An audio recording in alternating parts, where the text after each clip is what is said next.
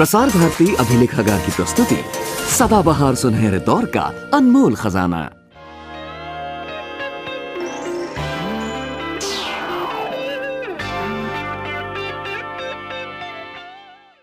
और दूसरा वरदान, राम को 14 वर्ष के लिए वनवास। क्या? राम को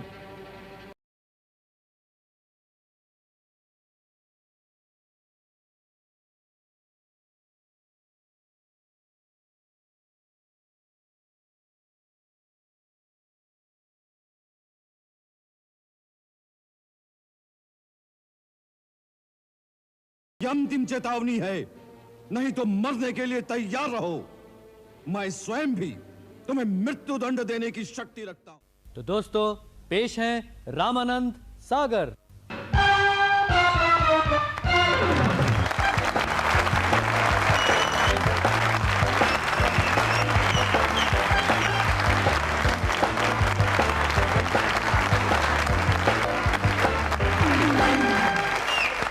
आइए सागर साहब, आइए हुजूर। Good evening sir. जय राम जी की। जय श्री राम जी की। धन्यवाद। तशरीफ रखिए हुजूर। सबसे पहले तो हमारी मुबारकबाद कबूल कीजिए। आपका सीरियल सुपरहिट हुआ, बेहद पसंद किया गया। धन्यवाद। अब फिर हमें ये बताइए कि इसकी प्रेरणा आपको राम जी से मिली या हनुमान जी से?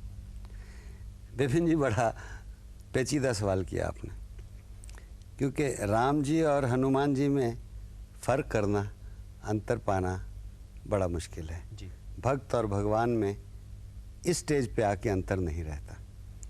हम अपनी तरफ से ये ज़रूर जानते हैं कि हम जैसे छोटे छोटे प्राणी भगवान तक पहुंच ही सकते हैं हनुमान जी के द्वारा।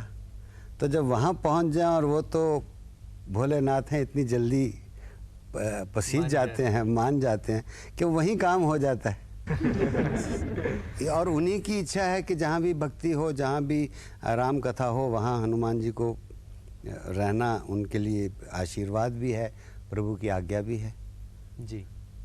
तो हुजूर, इस सीरियल को बनाने के लिए, इसकी प्लानिंग के लिए आपको कितना वक्त लगा? प्लानिंग तो मैंने नहीं की, प्लानिंग भी ऊपर वालों ने ही कोई की है।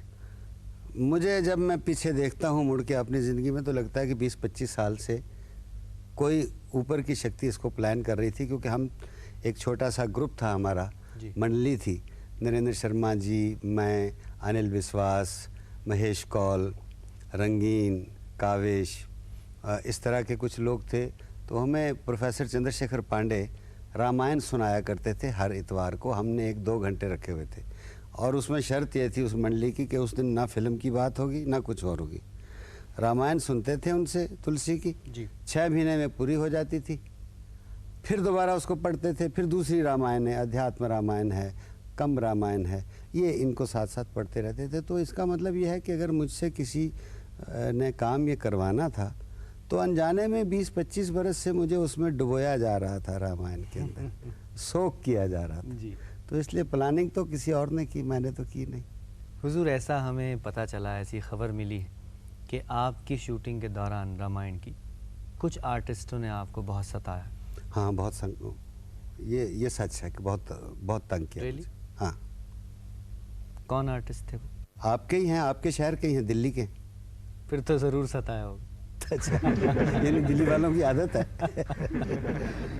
अच्छा भाई, दिल्ली वालों माफ़ करना, मैं तो ऐसा नहीं समझता था कि दिल्ली वालों की आदत है, क्योंकि दिल्ली में मेरी बेटी भी आई हुई है, दिल्ली में मेरे बहुत दोस्त हैं, आप जैसे लोग हैं। मैं तो दिल्ली वालों में अच्छे लोग समझता हूँ। दूरदर्शन दिल्ली में है, हमें रोज़ आना पड़ता है। दिल्ली में आपके वो हैं जिन्होंने लव कुश का रोल किया है, जो पहली बार तीरंदाजी सीखते हैं, वो 3-4 साल के बच्चे जी, वो उन्होंने सताया। हाँ, ऐसा मुझे ज़िंदगी भर किसी ने नहीं सताया। उनको ढूंढा भी मैंने। मैं कानपुर जा रहा था किसी फंक्शन के लिए, तो उस टैक्सी के ऊपर लिखा हुआ था लव कुश और भावना का नाम। तो मैंने समझा कि इनके बच्चों का नाम होगा। तो मैंने पूछा, तो उन्होंने कहा हाँ साहब, ये मालिक के बच्चों का नाम है। तो मैं पता लगा उसी उम्र के हैं। तो मैंने ऐसे ही कौतूहलवश कहा कि मुझे मिला ना। मैं दिल्ली आया, मिला, देखा बड़े बदमाश, तो बड़े बदमाश हैं तो अच्छे एक्टर भी होंगे, क्योंकि एक्टर के लिए शराफत ज़रूरी नहीं जी। तो मैंने उनको टेस्ट के लिए उमरगांव बुलाया। उमरगांव बुलाया, साहब वो टेस्ट में पास हो गए और उनसे काम शुरू किया। तो 6 दिन लिया उन्होंने, जो एक दिन में काम जितना हो सकता था। एक एपिसोड में उनका काम है, 6 दिन उन्होंने लगाए। अच्छा। उनका ये आलम था कि मेकअप करके आ जाते थे, बहुत कुछ पता नहीं, और सडनली हमने कैमरा ऑन किया, लाइट्स ऑन की, उनका हम तो काम नहीं करेंगे। अच्छा, वो दोनों बच्चे कहते हाँ, हम नहीं काम करेंगे आज भाई, नहीं हम आज काम नहीं करेंगे बस, और उधर चले जाते थे। तो एक डेढ़ दिन तो ऐसे निकल गया।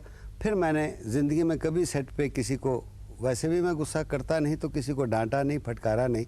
मैंने साहब, हमने सब ने मिल के एक प्लान बनाया। दूसरे दिन सेट पे अपने 2 असिस्टेंट्स को मैंने अब डंडे से खूब पीटा, एक मारते मारते टेबल तोड़ दी मैंने, और अब वो थोड़ा संभल गए कि ये तो बड़ा सख्त आदमी है।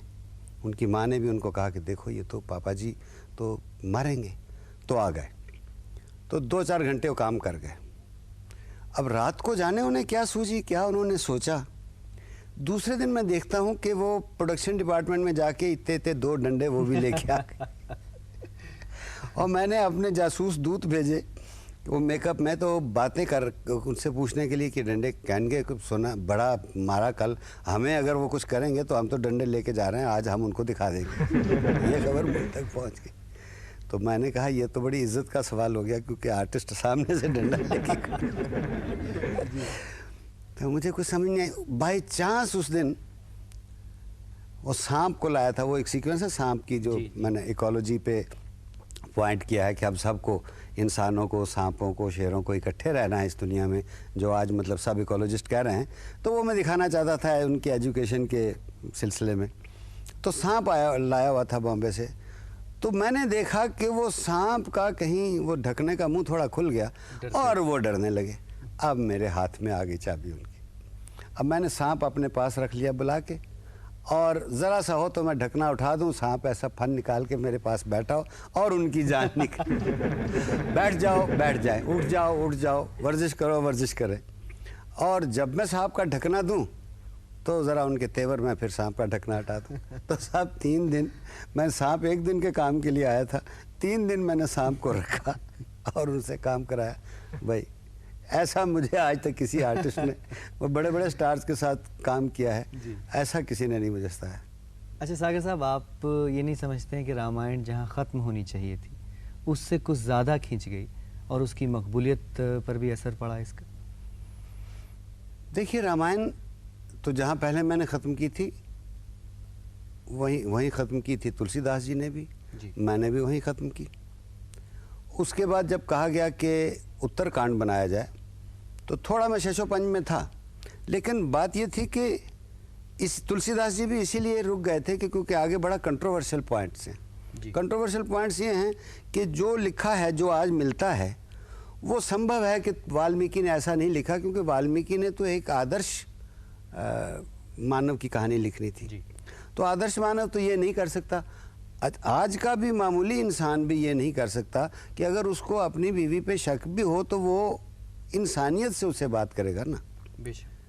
तो राम तो मतलब कि कोई ये कहे कि रात के आधी रात के वक़्त इसको बताए बगैर जाके जंगल में छोड़ आओ भाई को कहें और इसको वहाँ बताना कि तुम्हें निकाल दिया, तो इतना बड़ा अन्याय तो राम जी हमारे, जिन राम की मैं पूजा करता हूँ, वो तो नहीं कर सकते थे। और जिन राम की वाल्मीकि पूजा करते थे, जिनको भगवान भी मानते थे, फिर भी उनका एक मानवीय लीला का चरित्र यानी दिखाना चाहते थे, वो भी नहीं कर सकते थे। ये जाने कहाँ कब से इसमें क्षेपक होता गया है। इसीलिए महासंतों ने, जैसे अपना कम्बन ने भी, महर्षि कम्बन ने तमिल में भी, और तुलसीदास जी ने भी इसको अवॉइड कर दिया जी। हमने भी अवॉइड किया था। फिर जब ये बड़ी डिमांड आई पब्लिक से, लोगों से कहा कि ये दिखानी चाहिए, तो हमने सोचा कि जनता में तो ये कहानी है, और वो कहानी है भी। तुलसीदास जी ने भी उसका खंडन नहीं किया, यही कहा कि भाई उनके 2 पुत्र हुए जैसा कि लिखा हुआ है दूसरे पुराणों में, खुद नहीं उन्होंने कहा। तो हमने तय किया कि दिखाना तो अब चाहिए जब वो जनता मानती है। लेकिन मैं ढूंढता रहा, फिर मुझे अध्यात्म रामायण में कहीं एक जगह मिली जहाँ पे सीता ही उनसे जिक्र करती है और उनके साथ सलाह करती है कि अब हमें वापस जाना है, उसके लिए ये एक खेल खेलना चाहिए। जैसे अग्नि परीक्षा के वक्त तुलसीदास जी ने वाल्मीकि से हट के अध्यात्म रामायण का सहारा लिया था, तो मैं भी तुलसी जी की तरह अध्यात्म रामायण का सहारा लेके मैंने वो वहाँ से देखा।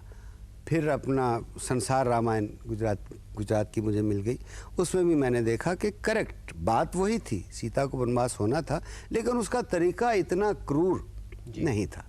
एक उसमें बल्कि बलिदान की भावना आती थी जो सचमुच था ही, क्योंकि राम जी उसके बाद राम जी भी सुख से सोए नहीं बीवी को निकाल के। उन्होंने कहा कि जो सुख मैं उसके साथ शेयर नहीं कर सकता, मुझे उसे सुख पाने का हक नहीं। तो विपिन जी, जब रामायण के 8वां 9वां चल रहा था, जब ये अपना धनुष यज्ञ चल रहा था, तब भी बड़ा वावेला हुआ था कि बड़ा स्लो है, लेकिन अब वो उसको नहीं कहते। ये बात जब ये ग्रंथ ऐसे होते हैं, इन ग्रंथों में जैसे तुलसी जी ने काकभूषुंडी की, भक्ति की, इनकी भारत की, नारद की बातें की, वो मैं सब लेके आया।